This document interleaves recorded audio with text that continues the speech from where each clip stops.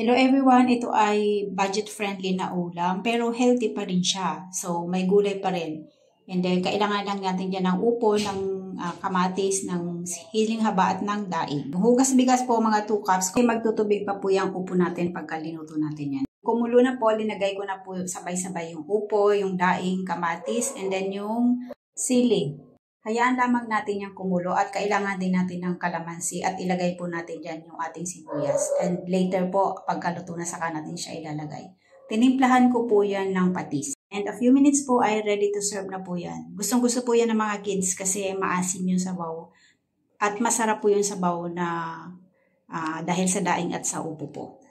Healthy food pa rin po yan, mura lang. Thank you very much for watching, for giving reaction, for giving comments, for sharing. I hope po nakatulong po ulit itong video na ito para sa ulam natin today. Thank you very much everyone.